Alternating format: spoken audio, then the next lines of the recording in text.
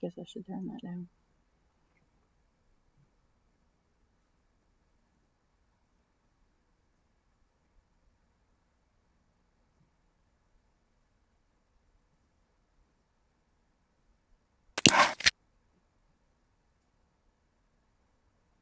I like the smell. How many drops of essential oil? Y'all go, oh.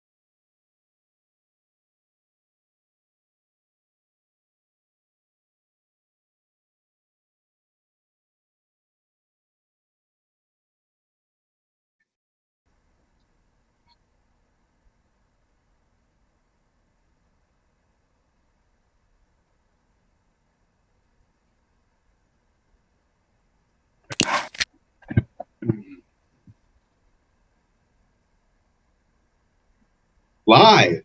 Annie, are you okay? We've had a funny time this morning. Hello, everybody. You ready, Annie? Well, I'm ready. We got it. We're up. All right, let's get it going. Yeah, so it's Dr. Misak here. Welcome back again to Health by the Numbers. I want to thank you guys for attending. Again, those of you who are out there, if there's anybody, give us a thumbs up. Give us, put in the chat, say hello. Let us know we're all out there, and let's make this thing roll today. Always, I love today. It's Psalm 16:8. I keep my eyes always on the Lord. With him at my right hand, I will not be shaken. You know, that's a huge statement for me, is not to be shaken, because I have people say, Doc, how can you go out there and say the things that you're saying on the air? Aren't you worried? Yes and no. I mean, I can't live in fear, but at the same time, there's, you know, I live by faith, people. I think you have to.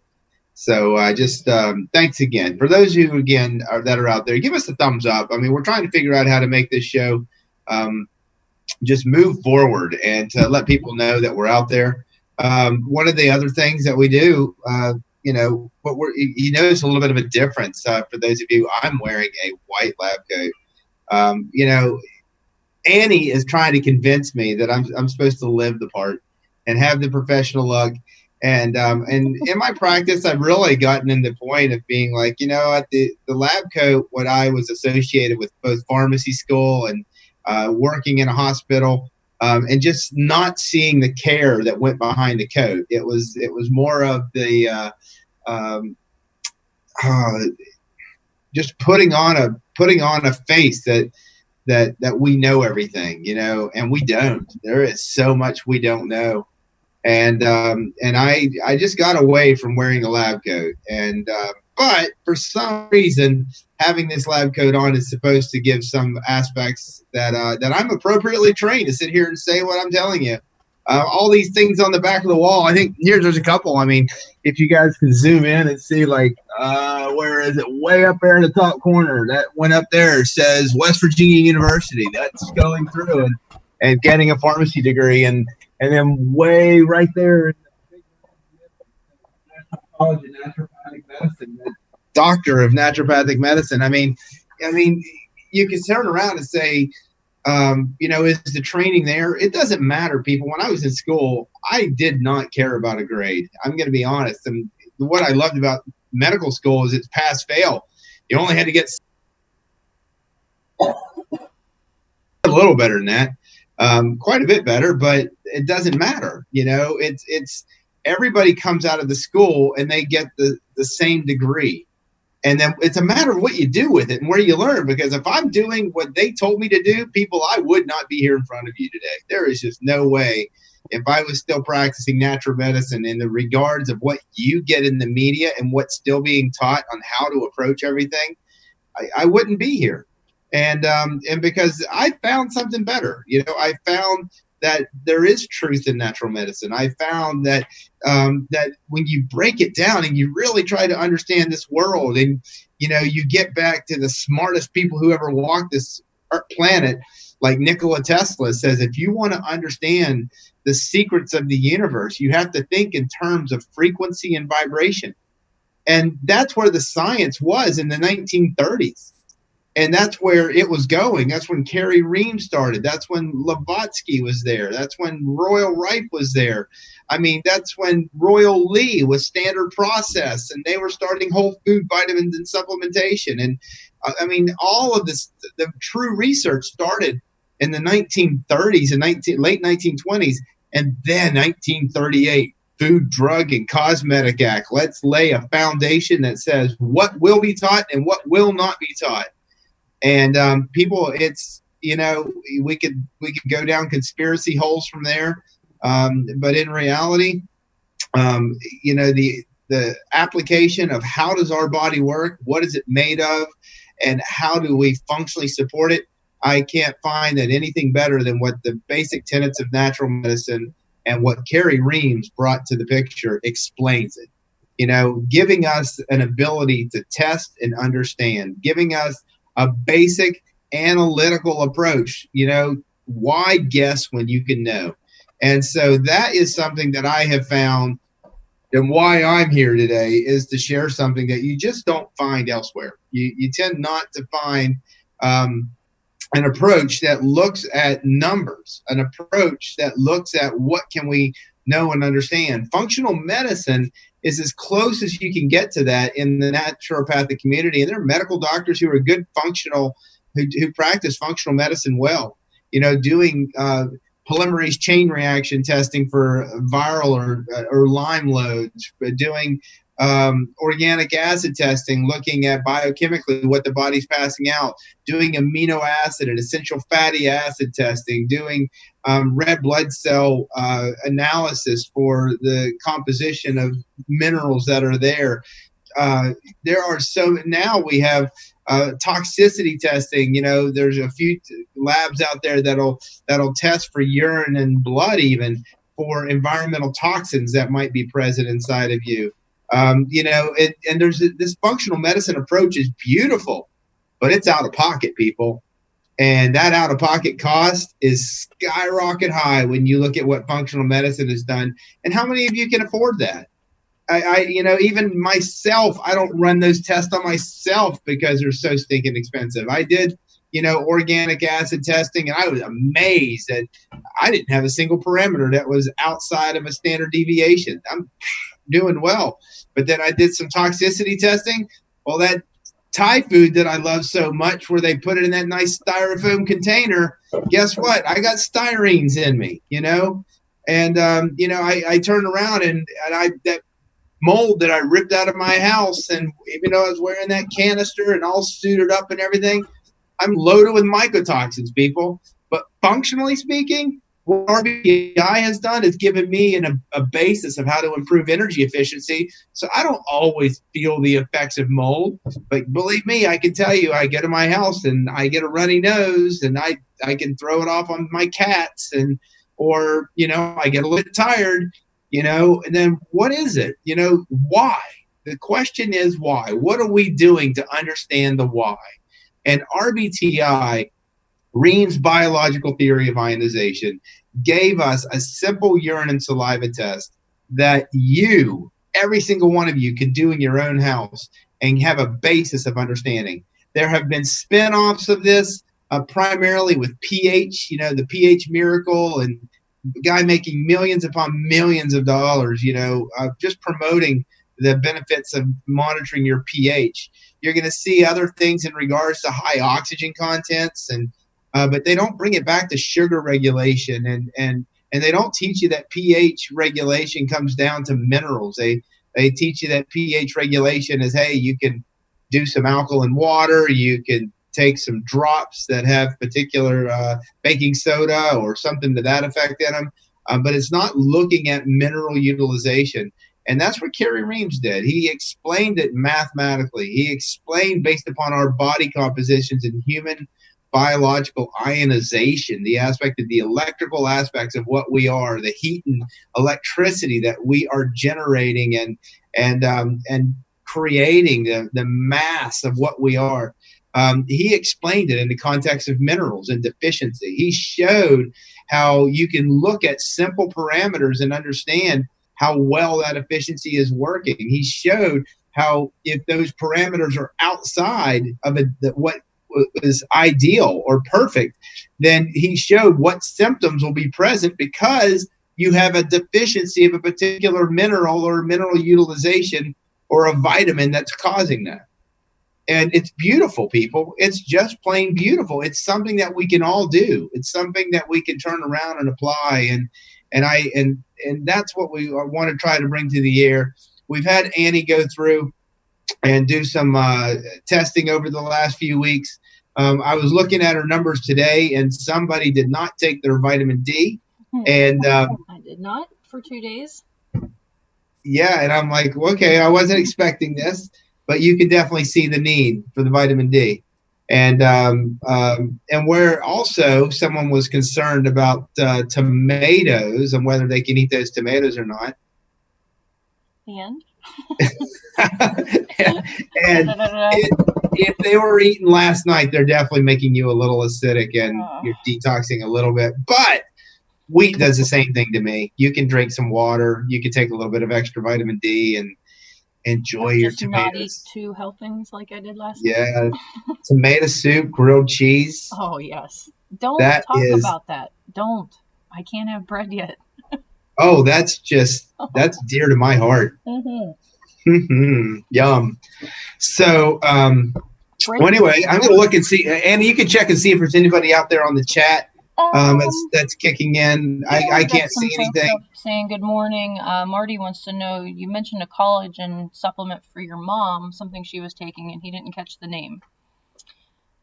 The 2 that we talked about, there were 2 of them.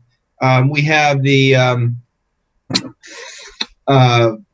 I'm blanking right now. Amino Sculpt is the liquid one, and she tried that for a while. She liked it, but she didn't like the messiness of it. It's kind of a syrupy. It's the peptides.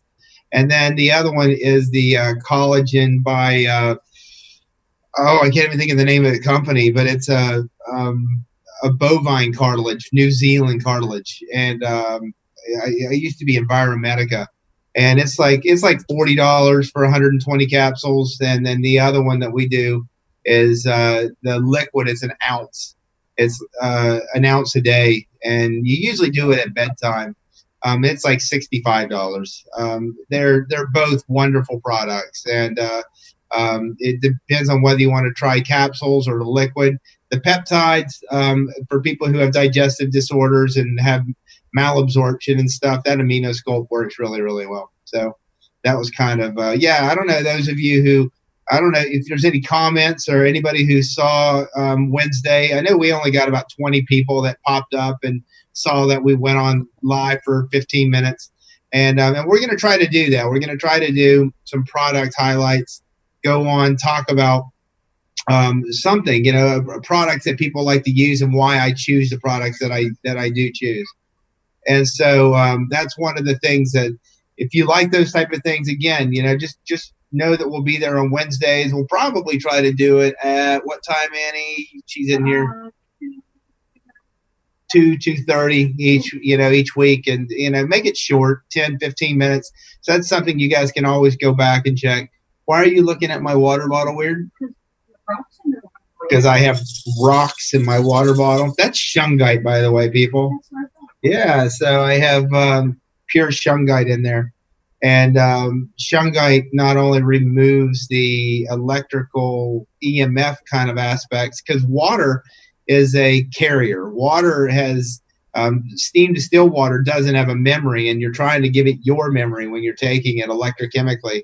And so if you're being bombarded with electrical frequencies all over this world right now, which is suggested to be 25 quintillion the times the amount of EMF that we experienced even 50 years ago to the human body. But shungite is one substance that's natural to this planet that is a dodecahedron shape. It's the only natural carbon dodecahedron shape. And when you look at dodecahedrons, it's a spherical shape that is interconnected called carbon-60. And people take carbon-60 internally because it has tremendous antioxidant potential, and they're seeing benefits with doing that. And but shungite removes, blocks EMF and kind of neutralizes it. So I mix shungite powder in my paint, and that's what's painted on the doors of my office. I have shungite pyramids that go all the way around the windows inside my office from blocking EMF from things like that trying to come in here. I have our Wi-Fi router. I have the EMF protection devices by EarthCom that you plug in. I have one of those in my office, and multiple times I've had people go in where I unplug it, and people can feel a difference, and then you plug it back in, and it feels like you become light. It feels like a wave of energy coming over you that lifts off when you plug that thing back in. So let me see who's here. Good morning, Marty. Good morning, Prophet Bear. Good morning, Red Label. Thank you. You don't have to prove anything, but it does look good. Thank you. Marty D, what was the college you got that? Robert, afternoon to all. Abigail, good morning. Finally made it to the live show. Welcome. Jackie, AminoSculpt helps my knees and my husband. He's a runner. Notice it helped knees in 2 weeks. I've had people see collagen with pain, particularly repair. If you have some type of surgery or something to that effect, you should definitely take collagen right after it. High amounts. As soon as you get off that surgery table, you go home, hopefully in a day, start popping collagen, vitamin C, some magnesium, get your calciums up there. Amazing how quickly. I've had people who are doing knee repair, and at 4 weeks, the doctors are like, "Oh my God, you're like 3 months. You've like 3 months healed. You're healing faster than anybody." And that's what we're doing. We're just doing RBTI. We're giving them minerals. We're having them take collagen, and they're just blowing these doctors away with their progress and their ability to go through and do their physical therapy and stuff. But collagen's a weight thing. Have used the AminoSculpt yummy cherry flavor. I challenge that yummy cherry. It's okay for me, but it's not bad. Mixed with a couple ounces of water. That's what I do. I pour it. I got one of these measuring cups. It's a little beaker, and it measures an ounce at the bottom, and I pour it into an ounce, and then I make sure my lid doesn't get all goopy and gross. Then I just pour some distilled water in, stir it up, walk away for a couple minutes, go back. It's all mixed in, and just drink it right down. It's pretty good. The McNut House. Hey, welcome. Thank you for attending. Linda, good morning, everybody. Good morning. Is the collagen and gelatin enough to help? It depends. I mean, if you're doing gelatin, it's coming from pork cartilage. I don't think that I'd want it, And so, there's concerns with pork. It's an unclean meat. It messes with everybody's chemistry when we're looking at no foods. Pork, shellfish, and tuna are always there. In reality, Dr. Ream says that albacore tuna is okay. But he also said that most of the tuna that people were getting, he identified this in the 1970s, that most of the tuna that was in the can was not tuna. And he said it was mackerel or some other fish. And so about 3 years ago, you can look it up and Google it. Is tuna in the cans really tuna? And there literally was a thing where they showed that only about 40% of what they're claiming to be tuna was tuna in the cans that they tested. And there's another, it's like escarole or something, some type of white fish, and that they're putting in there and passing it off as tuna. And so therefore, if it's a fish without scales, then it's considered an unclean fish. And that might be why we see people who are eating these 2 cans of tuna test their numbers, and it tests like it's horrible. And that's how Reams, when he started this stuff in the 1930s and he was trying to figure this stuff out, he actually had a client. He's like, I want you to write down everything you eat and then come in and pee, and he ran numbers. And he started to test numbers on all kinds of people, and he noticed these patterns of every time people were eating certain foods, but he didn't make the connection until he was reading Exodus one day and saw unclean foods. And it clicked. Oh, my God, every time somebody eats an unclean food, their numbers go out of whack. Brix goes up, pH goes down, conductivity goes way up, ammonia nitrates go up, cell debris goes up, stresses the kidneys, stresses the liver, cellular breakdown occurs. He's just like, wow, all things are permissible, but not all things are beneficial. You know, and Reams apparently spent 7 years trying to figure out how to make pork. He loved pork. He wanted to figure out, how can pork be okay? Give me my bacon, man. I mean, come on. And he's laughing at me. It's terrible. Let's put bacon in Jell-O. It might be good. All right. So I got a set of numbers from today for Annie, and I was actually hoping it'd be a little better. She's a little dehydrated, and she swung a little bit acid, but she has not been taking her vitamin D for 2 days. So we were going to review and those type of things. Annie, you have all those numbers. I mean, Annie, you guys know, told her story, went through, and then she survived 14 days of colon hydrotherapy and did fasting and just cleaning up shop, you know. And do you have those numbers? Are you able to do a share screen? I do. I'm going to try to share and see what happens. But I don't know if share screen is going to go to you, or is it going to keep up to me unless you're supposed to be talking? We shall see. What do you see? I see your screen. Okay. Well, I just shared that photo. Do you see it now? I still see you opening up the window. I don't see opening up the photo. Yeah, you won't be able to see it. My phone is in there. Open my photos. Oh. You can see it. Okay. Let me see if they're seeing it. Yep. If anybody's seeing all the numbers that Annie posted, please make a comment. Well, they aren't. Let me share it another way. Okay. So I'm just going to put this on OBS so you won't see it. Your photos are not right on the front either. Wow. Let's see. Photos. I do not see your photos. Well, I'll come get you in here. Okay. Let me get this on the screen for them, and then I'll come fix yours. Well, we were going to look, I have to be able to see the numbers in order to go through them. I do have on the board where we wrote out that day, I do have like the first 6 days of her fasting, you know, or the day 2 on. So we had written them out, you know, and we presented this. And this is what Annie's trying to pull up on the screen for you guys. And Annie, I have lost your there's your photos, by the way. Good, but I've lost the chat box, chat screen. That's okay. Yep, I'll fix it. And I'm not going to go through your photo album to find it. I'll have you come back in here and do that. When we're looking at the numbers, one of the things, if those of you who write them down as we go along, those of you who just follow, Annie, when she first started on day 2, we went over. Annie had a sugar problem, and to some degree, it's gotten better, but she's a sugar crasher. And when you sugar crash, lack of oxygen, and it's going to affect her pain levels. It's going to affect many things on her, and so that's huge. And one of the things that we've had Annie doing is going on and looking at getting in the hyperbaric chamber.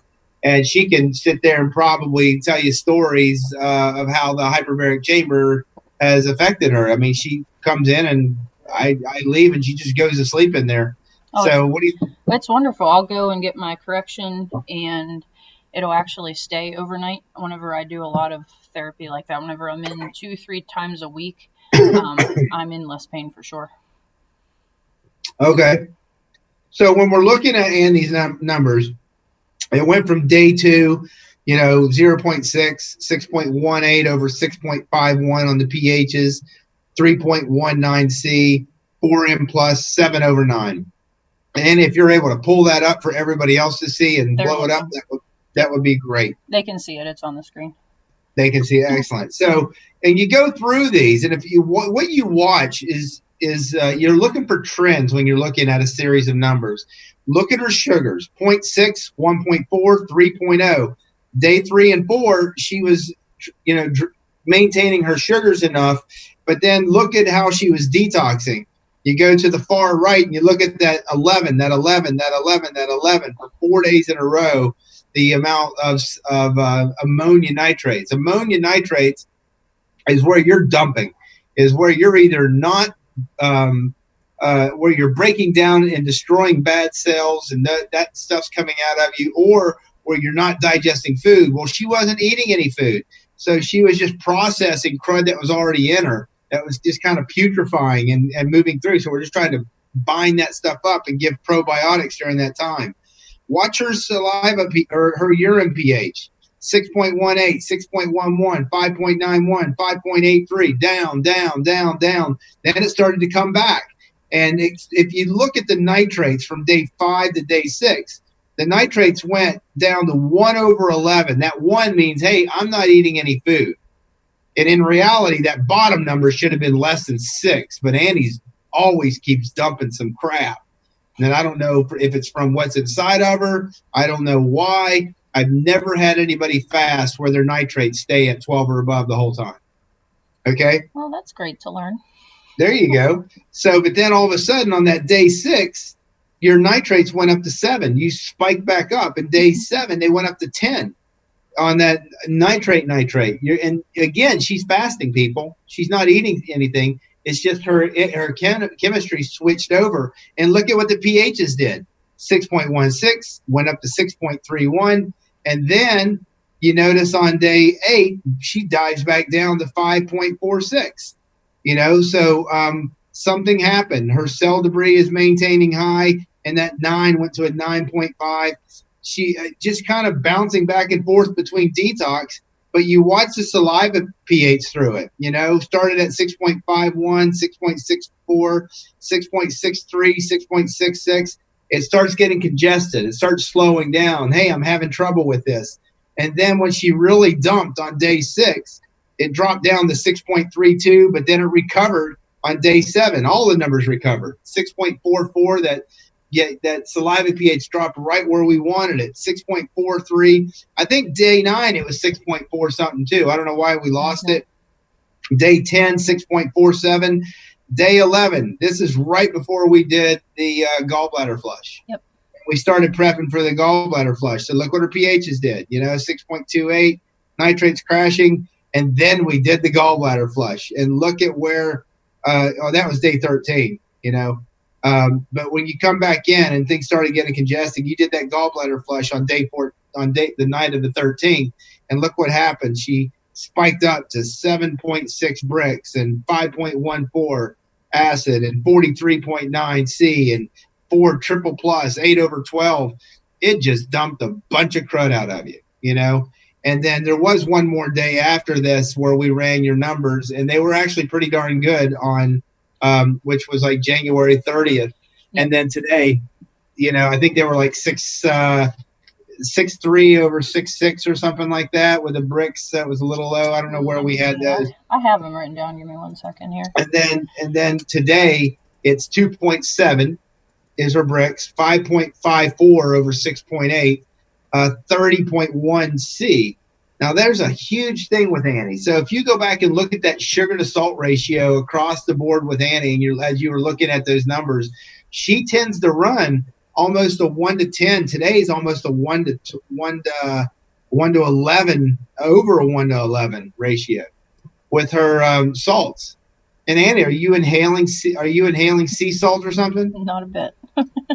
She's not touching the stuff. Mm-mm. So you'll find that certain people just hold the salts and it irritates the nerves. The question is what's showing up as a salt? So you can have ureas that can affect those salts, or ureas were 11 over 9 today. So, hey, we got to add one more magnesium to the plan of what we're doing, right? But that 5.54 of her urine pH saying, hey, you drifted acidic.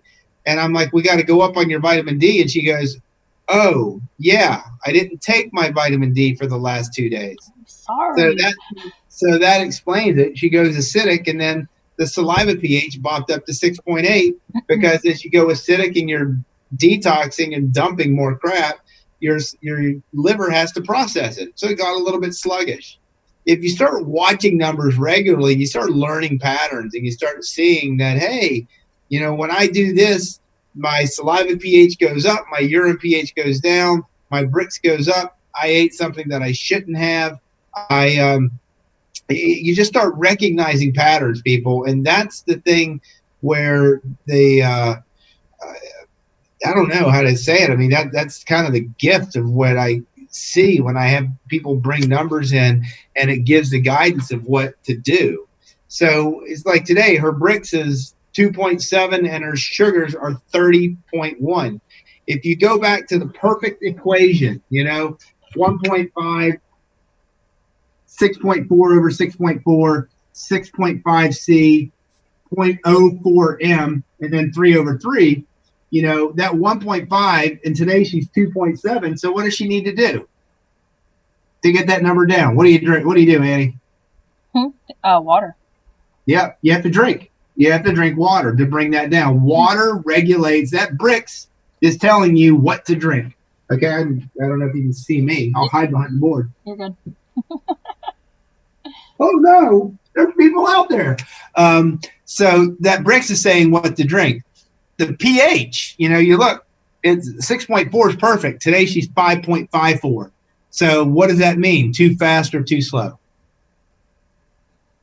Annie, I'm putting you on the spot. Yeah, too fast. Too fast. So pH is a measure of resistance. Okay. Mm-hmm. Think about friction, right? The higher it is, the more friction there is. The slower things go. Wow. So things will be moving too fast. Stools might get a little loose. Is the main thing. You're going to might see a little gas and bloating because that saliva pH is at 6.8. The bile's getting a little bit sluggish, and things are trying to move through too fast. And so, how do you get the pH up? Well, when you get the sugars back under control, they naturally start to go up. So that's, again, goes back to what are you drinking? So that will raise that pH up. So when I look at those, and I realize somebody comes in here, say they come in with a pH or a bricks value of about 4.5, and their pH is running about 6.0. And 6.0, anything below 6.1 on that urine pH, you're thinking, hey, they need vitamin D. But their bricks is already at 4.5, 4.9, something like that. So as they're going to drink water to get that bricks to go down, what's that pH going to do? It's going to go up.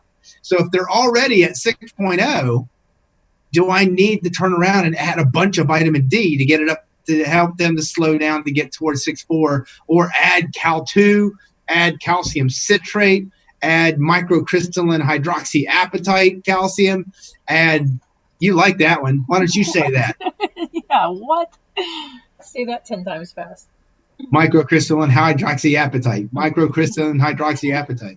So, so the whole idea is you find the forms of calcium that are depleted. And when you learn that pH is teaching you what to eat, the genius of Reams is he and Manthe and the people back in the 1980s were identifying prominent calciums that were in foods. And the calcium form that was dominant in the food would give that food more of an alkaline nature or more of a acidic nature, and how it affected that urine pH. And the urine pH is really your frequency, is the vibrational frequency of where you are. So if things are going too fast, that you're not going to have time to assimilate and pull the nutrients in on an electrochemical nature the way you need to.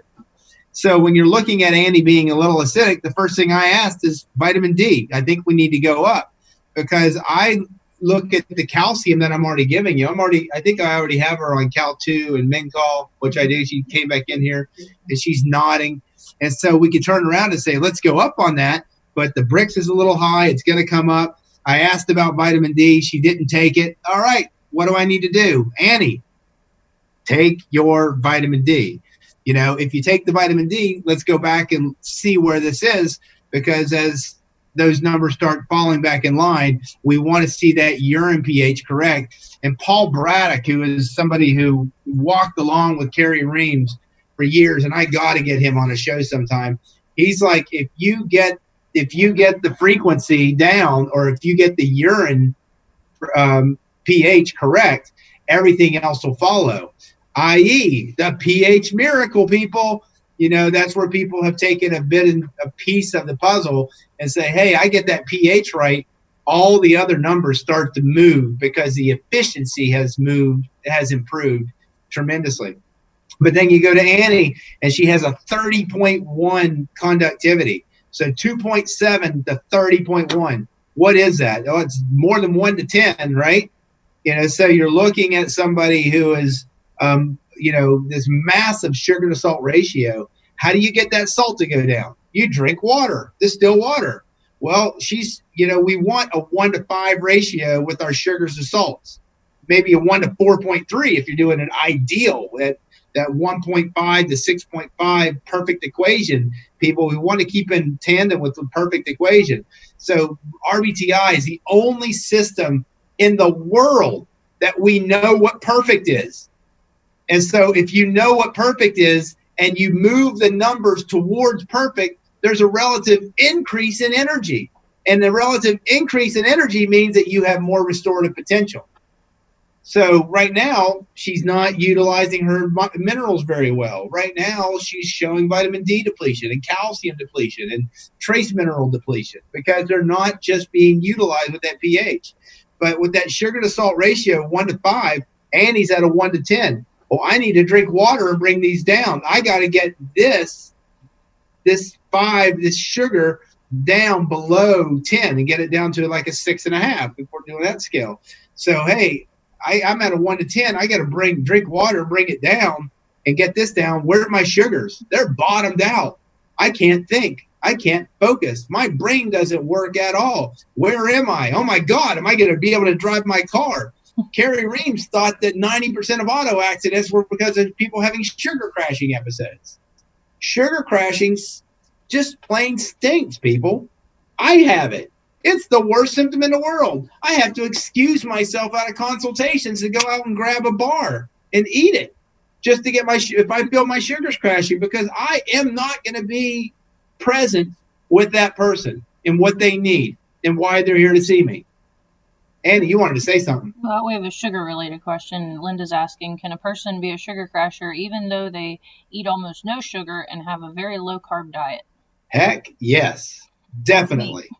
What it comes down to is how your pancreas responds to sugars. And certain sugars will cause an over-secretion of insulin. So what Reams would have people do is he would change different sweeteners he would use in lemonade. And if a sweetener caused that person to bottom out, I cannot do honey.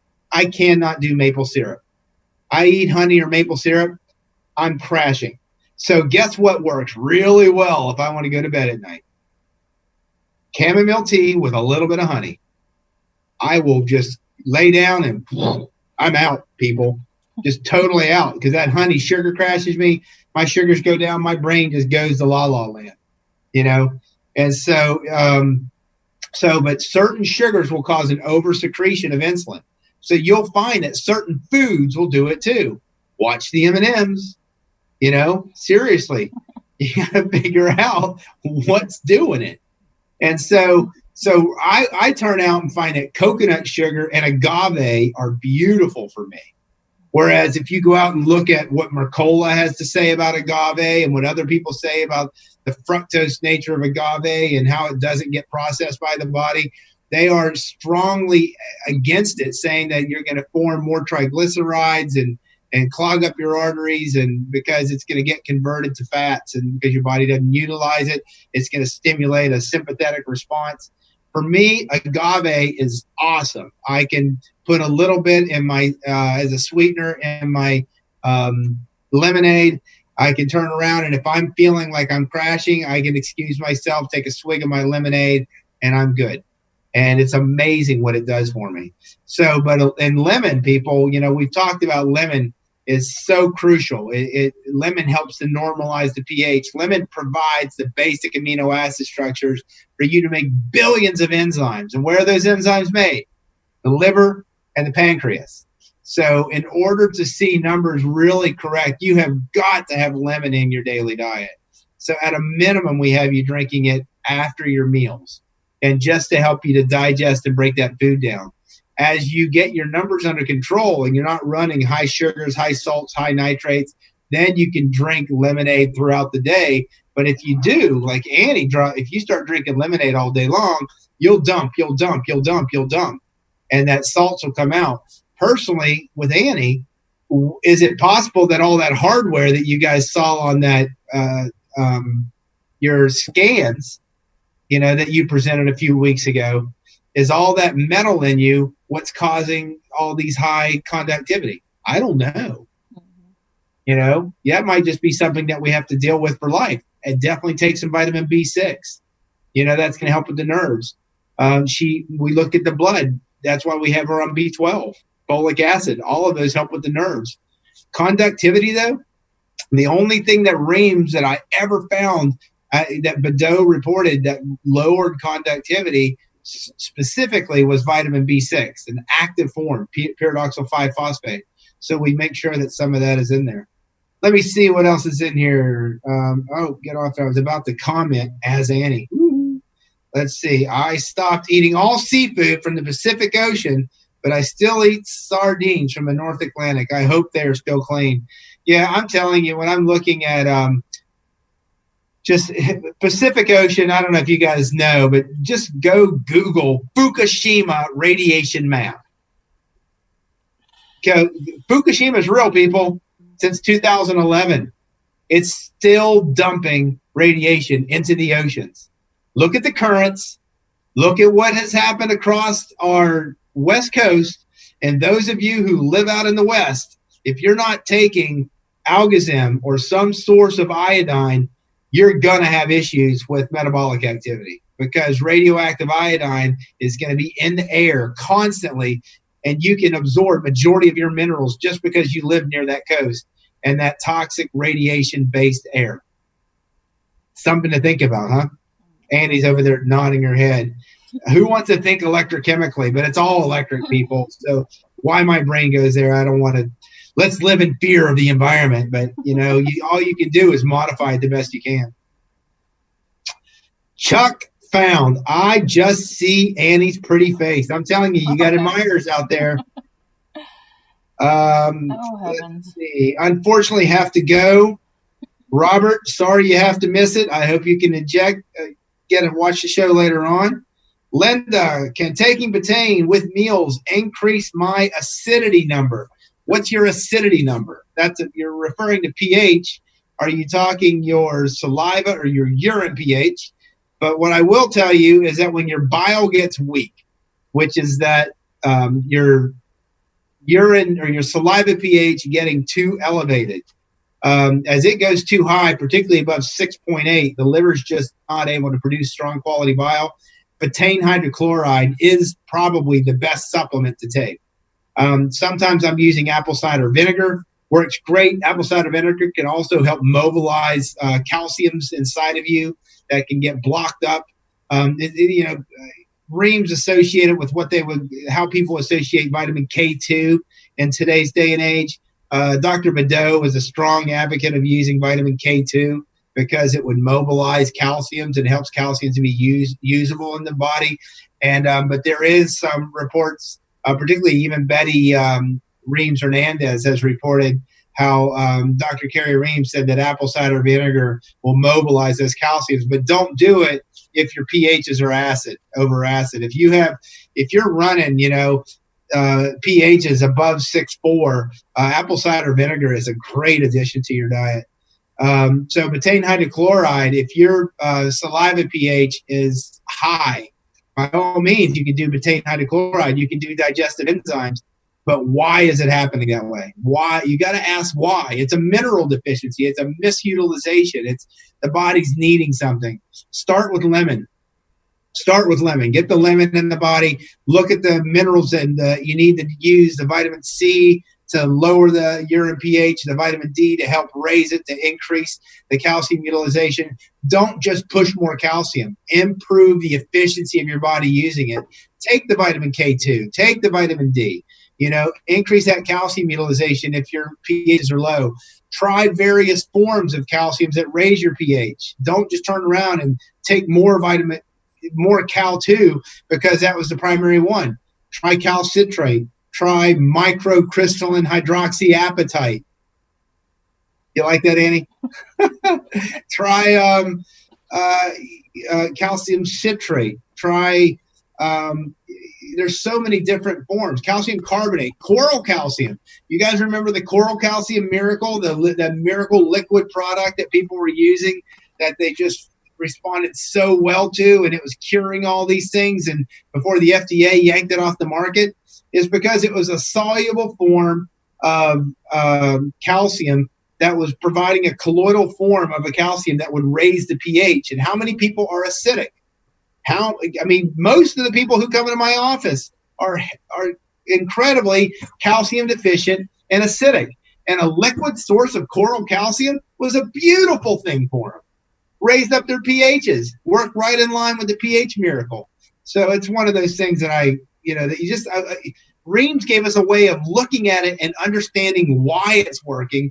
And if it's not working, understanding hey, if that's not working, that's not where the deficiency lies. Let's try a different source of calcium. Let's try something different and see where these numbers are, what can get them to move. If they're not moving and they get stuck, and they should be based upon various forms of calcium, that's where I start doing all of that functional medicine testing. I start looking at toxicity. I start looking for molds. I start looking at organic acid testing and looking at what is the body putting out that says what's going on, because then all of a sudden I got direction. I address those issues, and then I see the numbers start moving again. I'm like, okay, this is what's doing it, because RBTI is a system of measurement of body energy efficiency. That's the key. It gives us a tool to know whether we're doing is working or not. So all that naturopathic stuff, whether you're inhaling essential oils like Annie and I are right now, and put some nice stuff in today. Mine was for inner balance. Happy thoughts. Mine is called I have Smile. things that, yep, hers is called Smile. Inner balance for me. I have happy thoughts. I know exactly what I would think about if I wanted to be happy. I know exactly where I'd want to be, So you got to have that peace of mind, people, that mental, emotional well-being. You want long telomeres, and hey, let's take some vitalometry, meditate, find your peace, relax, eat healthy. That's where, yeah, totally. All right, good morning. Let's see. I'm in Colorado. Good. Or can you keep normal readings with today's food? That's a good question there, Chuck. The question is, does anyone have normal readings? Everybody has normal readings for the values of where they are and what's going on in their body. We look at the ranges, and I presented, if you go back and watch some of my older shows and you look at what is normal, the idea is getting in a healthy range.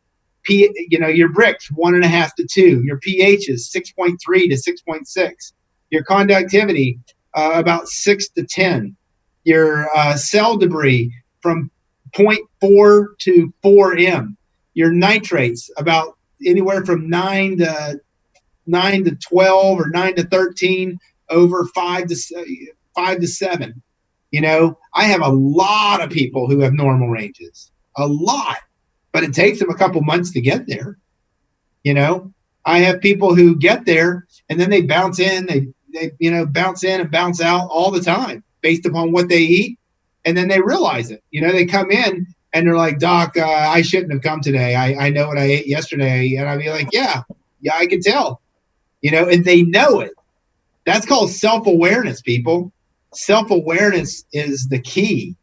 If you know something's not right, and when I eat that, I feel like crap, should you keep eating it?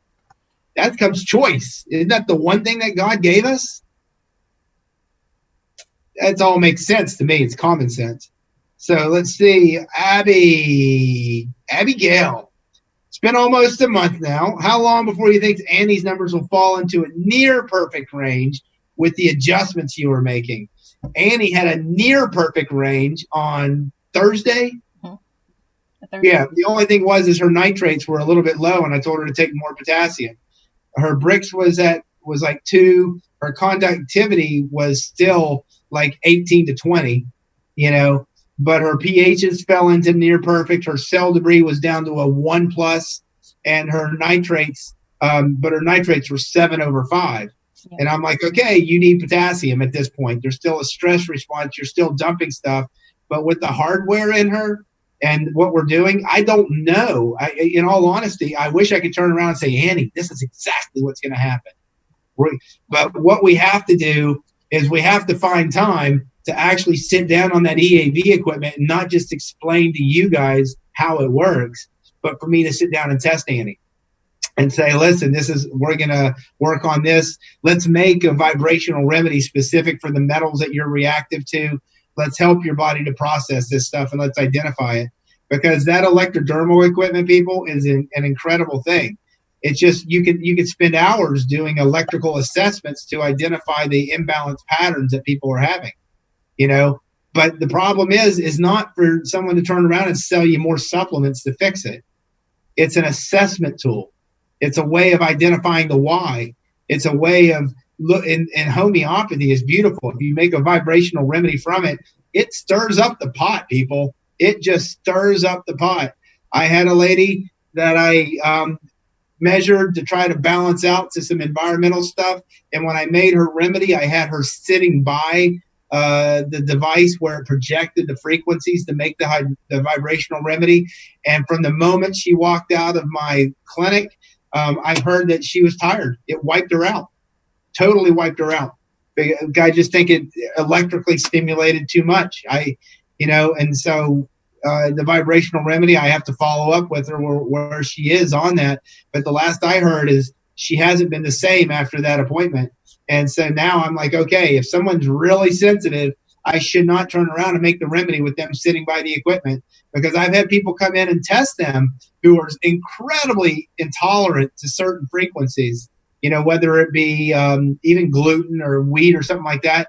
And when you're testing them and that frequency is being put into the test, I've had people feel an acute stress response immediately when that electrical frequency is being emitted to them. Everything is electricity. That machine is beautiful, people, but it's just not taught in the same capacity how to be used. People are taught how to sell a supplement to balance out. It doesn't require that. You can balance out with meditation if you understand how it's really done. You can balance out with so many other things, but you need to figure out, how do I measure it and how do I become aware? Let's see here. I test various sugars by drinking a type of sugar in water Yes, definitely. Okay, Linda Thornton, can I test various sugars by drinking a type of sugar in water and then use my pH meter to test my urine? You use your refractometer. You use both the pH meter and the refractometer. If you turn around and you're measuring your refractometer reading, your bricks, that's what you want to control. It tells you what if you're eating, if you're drinking the right amount of food or water. Oh my God, I can't speak today. If you're drinking the right amount of water is what that bricks is telling you. And if the bricks goes low, really low, hey, you typically need to eat. If the bricks is high, you need to drink more. But when you're working on that sugar to salt ratio, and I was going and explaining, hey, if we just drink water, an Annie will bottom out. If you add sugar to the water, or fruit juices is what works really well. But certain fruit juices will crash your pH as well. So you have to watch. Typically, Concord grape juice is more neutral. Cranberry juice brings the pH down. So sometimes we'll add some fruit juices. Pineapple seems to be neutral. So with Annie, I'd have her drink a half a cup of pineapple juice a day, because Dr. Kerry Reams told his daughter and son, oh, if the salts are high, have him drink pineapple juice. It'll help flush the salts out of the system. Never find that anywhere. Any of you guys who are RBTI readers and who have gone through Manthe stuff or Badeau's stuff or Michael Olster's stuff or Challen Wyckoff's stuff or Healthology, anybody, go through any of that stuff. Tell me where pineapple will flush out your salts. It's not there. But yet Eugene Reams and Betty Reams are like, oh yeah, Dad used to do it all the time. Oh my God, what else did he do? Tell me. It was like an epiphany. I went and I was in the room with these people and I'm like, this stuff is not written down. And I'm sitting there taking notes. I'm like, and I tried to corner him. What else did he have you do? Have you ever heard of juicing green beans and drinking green bean juice? Yes, Annie's like, I do it, but I juice, so I'm weird. okay. Apparently, they would use green bean juice for diabetics to help with sugar regulation and sugar control with people who had diabetes, and drink anywhere from 4 ounces once to twice a day, a half a cup of fresh juiced green beans. Why? I don't know. Apparently it's got to do something with the mineral availability of what was in the green beans. I can go and look up what the prominent calcium in that's in there. What do? I give people a little bit of chromium. I give people a little bit of vanadium. I work on their pH control, and I work on their bricks regulation with how they're drinking. And I see it fix. I've seen diabetes go away multiple times. Type 2. I've seen type 1 diabetics go off of insulin. And then one of them at the end stage of life, he went on for 2 years. And then at the last 3 months of his life, he had to use insulin again. And at the last 3 months, I saw his numbers going where they weren't controlled and his energy efficiency went down. And I knew it. I knew he was going to die within 3 months. You could see it in the numbers. People who end up at level 3 or level 4, I'll tell you what to look for in some of these numbers to know that at that point, it's all downhill. There's a pattern that starts presenting itself, and the energy efficiency just starts going down. And it doesn't matter what you do. They've got 3 months or less to live. And I had a teacher, Dr. Jared Zeff, that taught natural philosophy, and he's a great naturopath in regards for naturopathic philosophy and moving to profession. Look him up, and look up Dr. Jared Zeff lectures and stuff if there's some on YouTube. He's a really great guy to listen to. Zeff, cool guy. But he talked in naturopathic medical school that if the body starts mounting a healing reaction, so we see these healing responses, and when you do, you start feeling great, and then you crash. It's like you got hit with a ton of bricks, but after that crash, you increase your level of energy efficiency. You feel better. And Dr. Zeff would talk about that as you start promoting the body to get to a healing crisis and it goes through it, the body would do a series of healing crises. But when you had people who had cancer or whatever, and their body, you started working with them and they were mounting a healing crisis, and they got the fear and they go to the doctor and they take the steroids and the drugs and the chemo and whatever to sequester and shut down that healing crisis. He said, inevitably, when you tell the body, don't heal when it's trying to mount that reaction at that level, that's when it turns off. And then he would say, when you saw that turn off, you would see a pattern in their health that said they got 3 months or less, and you can almost predict it to the day. It's kind of scary, but it's the nature of things. And Reams would do it. He could calculate based on, he had people run their numbers, and then he'd have them come back and run their numbers the next day. And then he could tell them the exact day that they were going to die based upon the decreased energy efficiency over 24 hours. So at the rate of decline that you were doing, when you reach this point, you can't support life. And Dr. Kerry Reams would say, you have this many days. And he, so many times, he predicted it months in advance. You will die this day. You will have a heart attack this day. And it was uncanny how many times he did that to the day. That was the genius that he had with looking at mathematics. All right, let's see. Let's get back here, because where are we on this time? Oh my God, we're over. Yep. Okay, let me see. Can I test? Yes. Is this why I want to fall asleep after a glass of champagne? Yes, it's sugar crashing. I had one knee replacement. My biggest problem is a sciatic nerve. Stairs add to the problem. Do you have any suggestions? Yes, I do. Bob Cooley. The man. Bob Cooley. Cooley. The genius of flexibility. Look into it.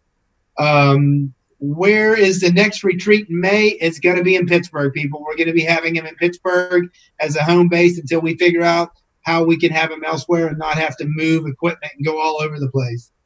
Add heavy metal, and heavy metal chemtrails have been worse than ever over the Pacific Northwest region. So am I feeling the effects, especially from barium and stuff? Yes, definitely plays a role.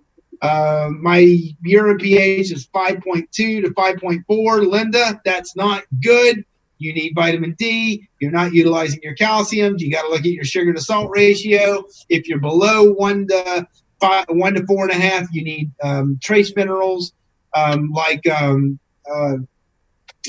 plant-based fulvic and humic minerals. You definitely need more vitamin D, 10,000, 15,000 units a day. Cal-2, coral calcium, calcium citrate, definitely a couple Mincol a day. You got to work on that. Charlie, how many teaspoons of apple cider vinegar and how many times each day are good? Most people start with a tablespoon of apple cider vinegar and a little bit of water. The Master Cleanse would use that with a squeeze of lemon and some squeeze of lemon and a little bit of sugar, actually. If you're a sugar crasher, yeah, you could add a little bit of sweetener to it. But they do a tablespoon of apple cider vinegar and at least 4 ounces of water. Yeah, that's something of an acquired taste for certain. I like Annie, make that face again. No, it was bad. I know what that tastes like. Whoever appreciates your face, that was a good one. Annie just turned red, people. Great show today. Lots of information. I'll be replaying this show a few times. Good.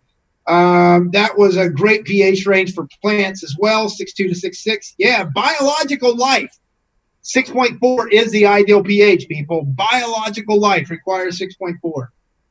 During the show, my readings, I can't go into those. Sugar to salt ratio was looking a little bit low there, Charlie. You might need some trace minerals. pHs of 7/7. You're looking at parasites there, sir. That's something that we got that you would want to address, usually taking some K-Man for at least one cycle. If you understand plant health, it goes a way to understand, long way in understanding human body health. Reams connected agricultural to the human body, and it was the agricultural science that led him to understand the human body. So definitely, you are on to something there, Kaz. Keep up the studies. I was on insulin and pills for my diabetes, studied plant health, and applied it. No longer a diabetic. Good job. Can you define crash? Oh my God, how do you define crashing? Is your Brix will drop below 1.2.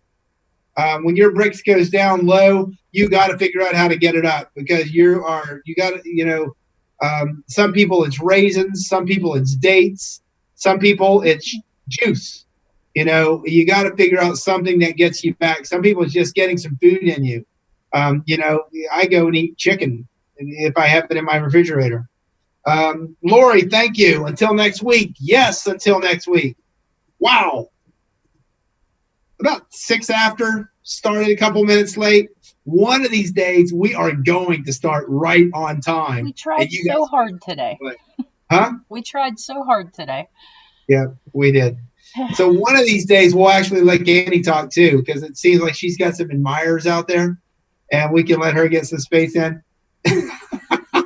I have nothing good to say. I disagree. I'm here to learn.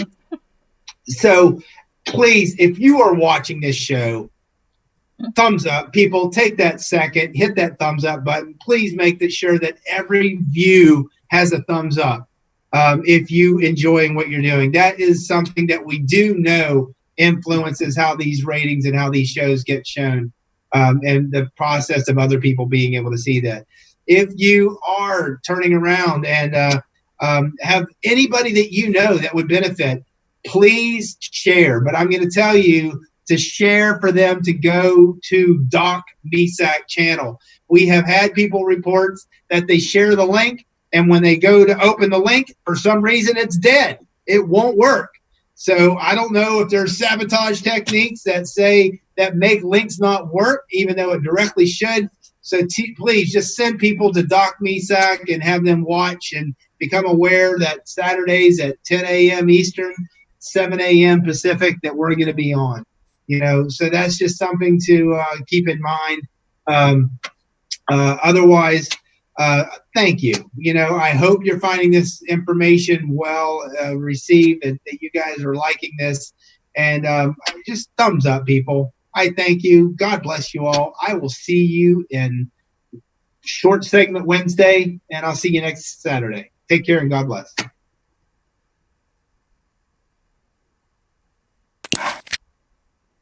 I see you, Annie.